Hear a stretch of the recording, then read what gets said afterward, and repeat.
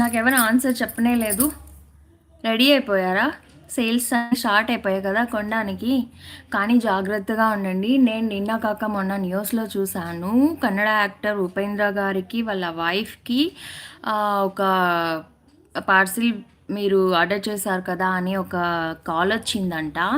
Call వచ్చినప్పుడు వాళ్ళు call చేసి మేము మీకొక మీ ఆర్డర్ రీప్లేస్ చేయడానికి క్యాన్సిల్ అయ్యే స్టేజ్‌లో ఉంది. రీప్లేస్ చేయడానికి మేము చెప్పిన నెంబర్ని డయల్ చేయండి అని చెప్పారంట.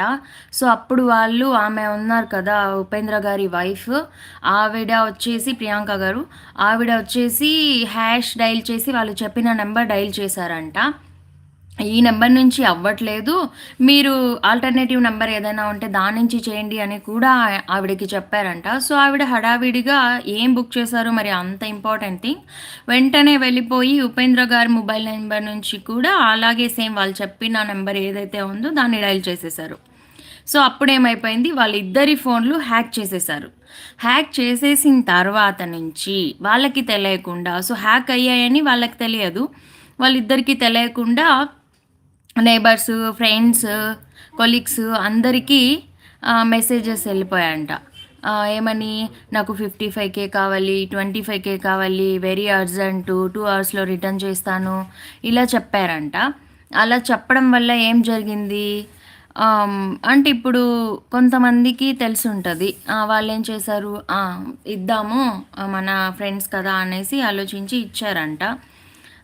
అదే చెప్పారంట. దాని తర్వాత వచ్చేసి కొంతమంది రిటర్న్ కాల్ చేశారు. ఏంట్రా మజాక్ చేస్తున్నావా, నీకు 22K ఏంటి, 25K ఏంటి అట్లా అని చెప్పి. అప్పుడు వాళ్ళకి తెలిసిందనమాట ఏమని, సో మన ఫోన్లు హ్యాక్ అయిపోయాయి, వాటి వల్లనే అందరికీ ఇలాంటి ఫేక్ కాల్స్, ఫేక్ మెసేజెస్ వెళ్తున్నాయి, కాల్స్ కాదు సారీ, మెసేజెస్ వెళ్తున్నాయి. సో బీవేర్గా ఉండండి, మేము కాదు చేస్తుంది అనేసి చెప్పారంట. సో అలా జరుగుతున్నాయి.